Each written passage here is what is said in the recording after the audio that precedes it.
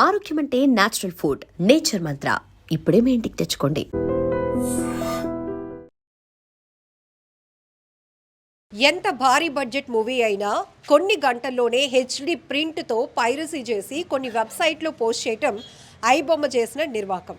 ఇప్పటికే హైదరాబాద్ పోలీసులు ఐబొమ్మపై పూర్తి స్థాయిలో ఫోకస్ పెట్టారు. అనేక మంది నిర్మాతలు కూడా ఇచ్చినటువంటి కంప్లైంట్ ఆధారం చేసుకుని గత 6 నెలలుగా సెర్చ్ చేసినటువంటి పోలీసులకు ఎట్టకేలకు విదేశాల నుంచి వచ్చినటువంటి ఇమంది రవి ఐబొమ్మ నిర్వాహకుడిని అదుపులోనికి తీసుకోవడం జరిగింది. ఆ తర్వాత అతన్ని అదుపులోనికి తీసుకున్న తర్వాత విచారణలో ఆయన వెనకాతలో ఉన్నటువంటి ఇంకా ఎంతమంది గ్యాంగ్ దీనికోసం పనిచేస్తున్నారు ఇవన్నీ కూడా విచారణలో కొనసాగుతున్నాయి.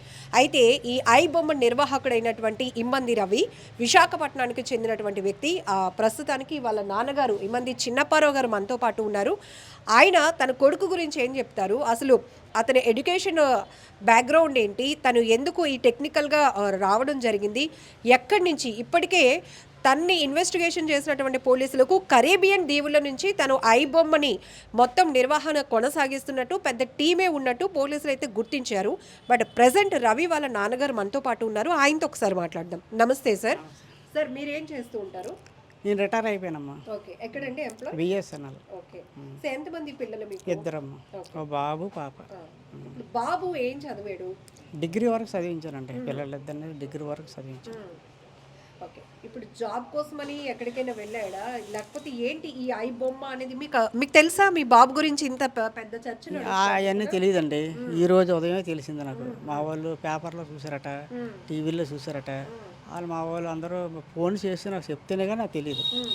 ఆ తర్వాత చూస్తే యూట్యూబ్లో వాటిలో చూస్తే వస్తున్నాయి. ఏంటి కర్మ మనకి అనుకున్నాను. ఆ తర్వాత ఇప్పుడు సాయంత్రం అందరూ న్యూస్ ఛానల్ వాళ్ళు అందరూ వచ్చారు. వాళ్ళు అడిగిన దానికి ఏదో మన సమాధానం చెప్పాం. మనకు తెలిసింది వాళ్ళు ఏదో అడిగారు, మనకు తెలిసింది మనం చెప్పాం అంతే. అంటే తన జాబ్ పర్పస్కి ఊరు వెళ్ళాడా, లేకపోతే ఇక్కడ ఉండి మీకు దగ్గర? లేదండి, జాబ్ ఏం గవర్నమెంట్ జాబ్ ఏం కాదు. ప్రైవేట్గా ఏదో వర్క్ నేర్చుకుంటూ వాళ్ళ ఫ్రెండ్స్ని ఎవరినో పట్టుకొని ఏదో వర్క్ నేర్చుకుంటూ మేము మా కొన్ని కుటుంబంలో కొన్ని సమస్యలు వచ్చాయి. సమస్యల వల్ల కొంచెం విడిపోయాము మనుషులు. ఆడ ఒక్కడ ఉండిపోయాడు, ఆకలితో కొన్నాళ్ళు ఉన్నాడు. మరి ఆడ ఉండలేక ఏదో పని చేసుకుందని వెళ్ళిపోయి ఏదో వర్క్ చేసుకొని కొన్నాళ్ళ పాటు అంతా అక్కడ కూడా ఆకలితో ఉండి వర్క్ నేర్చుకొని ఆడు కష్టపడి స్వయంగా బయటికి వచ్చాడు. మీరు బిఎస్ఎన్ఎల్లో రిటైర్డ్ ఎంప్లాయీ, అంత కొంత అది గవర్నమెంట్ జాబే. బాబు డిగ్రీ వరకు చదివించారు. అంత ఆకలితో ఉండాల్సినటువంటి పరిస్థితులు ఏమొచ్చాయి? నేను లేనండి ఇంటికాడ, నేను లేను. నాకు చెప్పుతాను కదా ఇంట్లో సమస్యలు వచ్చాయని. నేను వేరే వెళ్ళిపోయాను. నేను ఆ ఇల్లు అద్దెకి ఇచ్చామమ్మా. అద్దెకిచ్చి ఇంకో దగ్గరికి వెళ్ళిపోయాము. మళ్ళీ ఆ తర్వాత మళ్ళీ ఇక్కడికే వచ్చాము. తర్వాత నేను నా మటుకు నేను మీతో కలిసి ఉండను అని వేరే వెళ్ళిపోయాను. వేరే వెళ్ళిపోతే ఇంకా అందరూ ఎవరి మట్టుకు అది విడివిడిగా అయిపోయాం. నలుగురు అయిపోయేసరికి ఆడు మనసు తిరిగి ఆడు ఆకలితో ఎన్నాళ్ళు ఉంటాడు. ఆడేదో ఆడి దారి ఏదో ఎత్తుక్కున్నాడు. ఆకలితో ఉండడం అంటే అనేక పనులు చేసుకొని బ్రతకొచ్చు, జీతం వస్తుంది, అవన్నీ మరి మనం ఉండి కష్టపడలేడు, కూలి చేసుకోలేడు, చదువుకున్నాడు కదా కుర్రాడు. మరి మనమా ఉద్యోగాలు ఇప్పించలేము. మా డిపార్ట్మెంట్లో చనిపోయిన వాళ్ళకి ఇచ్చారు, అప్పుడు ఆ చనిపోయినా ఇవ్వటం లేదు.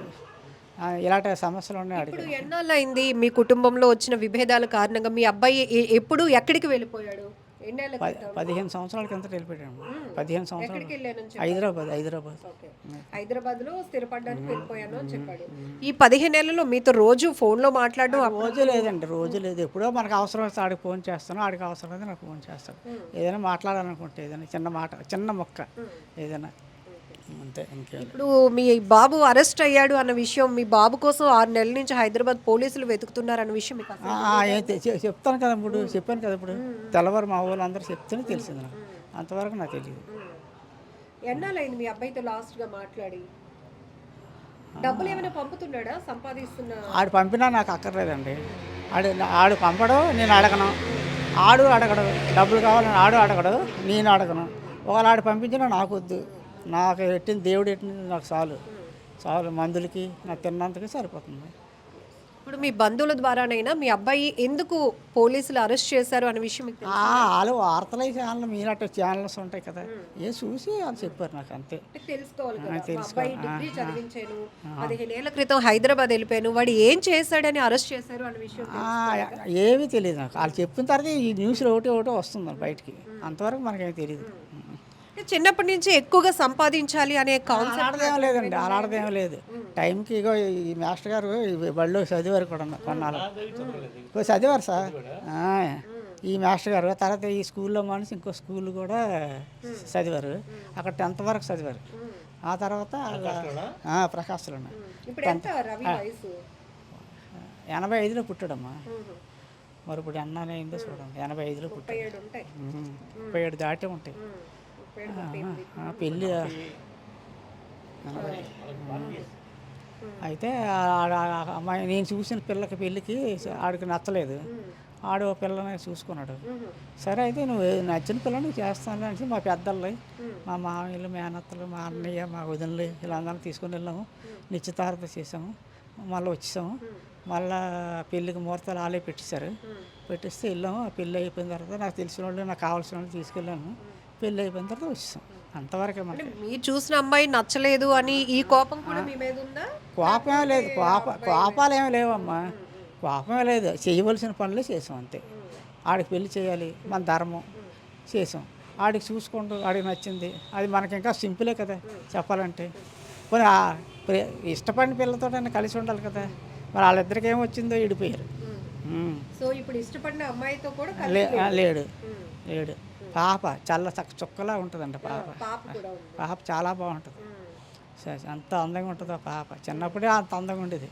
మరి ఇప్పుడు 7వ సంవత్సరం దానికి. పెద్దయినా మీరు చెప్పండి, ఒక గౌరవమైన వృత్తి మీరు చేస్తున్నారు, రిటైర్ అయ్యారు, నా కొడుకు కూడా అలాగే సెటిల్ అవ్వాలి, మంచి మార్గంలో ఉండాలని అందరూ. నేను గవర్నమెంట్ ఉద్యోగమ్మా, నాకు బతికినన్నాళ్ళు పెన్షన్ ఇస్తుంది. దానికి అలా కాదు కదా, ప్రైవేట్ పని ఎన్నాళ్ళు చేసినా ప్రైవేటే కదా. అలా అని అడ్డగోలుగా వెళ్ళి ఎక్కువగా సంపాదించాలి అలాగా అలా ఆ ఆలోచనే తప్పు. ఇప్పుడు మీ అబ్బాయి ఒక రకంగా ఒక సిస్టమ్ ని బ్రేక్ చేశాడు. మీరు ఎన్నాళ్ళు సినిమా చూసేవారు కదా, ఎక్కడికి వెళ్ళి చూసేవారు? టౌన్ అమ్మా, థియేటర్కి వెళ్ళేవారు. థియేటర్కి వెళ్ళేవారు చూసేవారు. అది నచ్చితేనే. ఓల్డ్ ఎన్టీఆర్ రామారావు అంటే నాకు ఇష్టం. ఆ ఓల్డ్ సినిమాలు వచ్చినా వెళ్తాను, కొత్త సినిమాలకి వెళ్ళను. ఎన్టీ రామారావు సినిమాలకి వెళ్తాను, ఇంకో సినిమాకి వెళ్ళను. ఇప్పుడు ఒక సినిమా హీరోలతో కానీ, సినిమా డైరెక్టర్లతో కానీ, సినిమా థియేటర్లతో కానీ మనకంటూ ప్రేక్షకులుగా ఒక బాండింగ్ ఉంటుంది. పలానా జగదాంబ థియేటర్లో ఈ సినిమా ఇన్ని సంవత్సరాలు ఆడింది, నేను ఇన్నిసార్లు చూసాను ఇట్లా. బట్ అలాంటి కనెక్టింగ్ అనేది లేకుండా సినిమా ఏదైతే భారీ బడ్జెట్లతో నిర్మాతలు తీసిన సినిమాల్ని కాపీ చేసి వాళ్ళు చాలా కష్టపడి తీస్తారు. డబ్బులు ఖర్చు పెడతారు, తీస్తారు. దాన్ని కాపీ కొట్టి అది అన్యాయం కదా, అది అన్యాయం అమ్మా. అది ఎవరు చేసిన తప్పే కదా, అది అన్యాయం. అలాంటి పనులే రాంగ్ స్టెప్. అది ఆ పనులే మంచివి కావు. అలాంటి పనులు ఎవరు చేసిన తప్పే. మన చట్టానికి మనం తల ఒగ్గాలి కానీ చట్టం కాడ ఇలాగ ఎదురుగా ఉండకూడదు. చట్టం అంత కళ్ళు మూసుకొని ఉండదు కదా. మనం ఏం పని చేసినా చట్టానికి అనుకుగా ఉండాలి.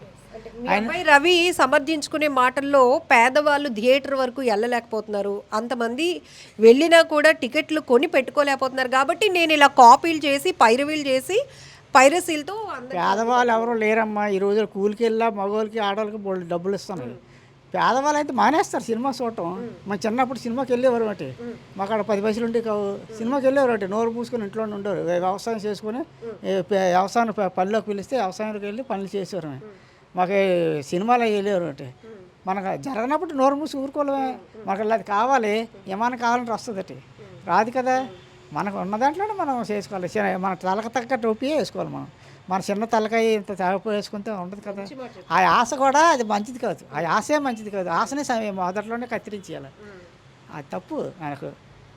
ఇప్పటికీ కూడా చిన్నప్పుడు సినిమాకి రూపాయి ఉంటే చాలు నాకు. సినిమాకి వెళ్ళి వచ్చేయచ్చు. ఆ రూపాయి ఎలా వస్తుంది?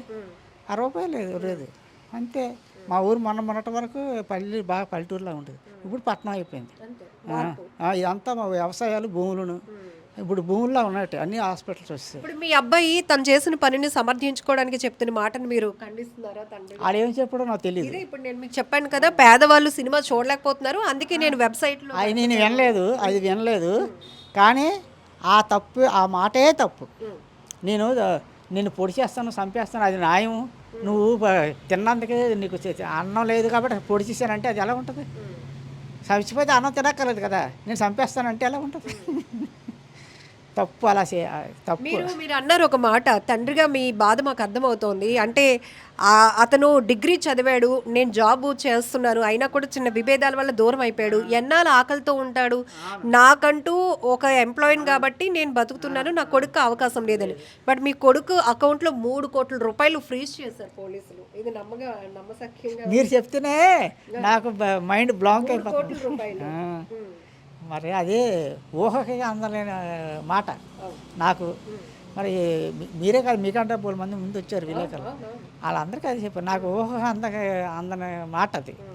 మరి మన తాతలేమో మహారాజులు కారు, మన రాజులు కారు, ప్యాలెస్లు లేవు, వందలాది ఎకరాల భూములు లేవు.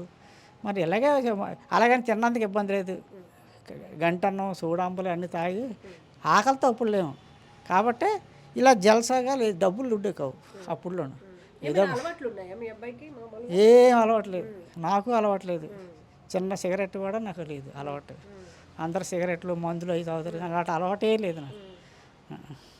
అలాగే 6 నెలలు హైదరాబాద్ పోలీసులు కూడా తిప్పలు పెట్టాడు మీ అబ్బాయి. అసలు అంత టెక్నికల్ గా మంచి బ్రిలియంట్ గా ఉండేవాడే చిన్నప్పటి నుండి. అంతే మరి ఏం చేస్తామండి, వాళ్ళ అమ్మ తాలూకా బ్రెయిన్ క్రిమినల్ బ్రెయిన్. వాళ్ళ అమ్మదే జీన్స్ వస్తాయి కదా, ఆ జీన్స్ అడిగి వచ్చినట్టు ఉంటుంది. ఎందుకంటే మా వంశంలో అంత కిలాడీలు ఎవరు లేరు. మా నాన్న గురించి వీళ్ళు తెలిసి కొంతమంది ఇక్కడ వీళ్ళు కూడా ఉంటారు. సాత్వికంగా ఉంటాం, మా పని ఏదో మనం చూసుకుంటాం. మా ఇంట్లో ఉన్నామో లేదో తెలియదు ఎవరికనే. ఈరోజు వీధి ఎక్కవలసి వచ్చింది. ఏటమ్మా ఇంట్లో మాస్టర్ గారిని అడగండి, మాస్టర్ గారిని. ఇంట్లోనే ఉండేవారు, బయటికి వెళ్ళేవారు కదా, అన్నీ తెచ్చి పడేసేవాడిని. మా కర్మాన్ని మేము ఉండేవారు. కానీ ఈ రోజు ఇలా ఇది ఎక్కువలసి వచ్చింది. వాళ్ళ అమ్మ బ్రెయిన్ మంచిది కాదు, అంతా అదొక ఇది. అందుకే విడిపోయాము మా ఆవిడ నేను.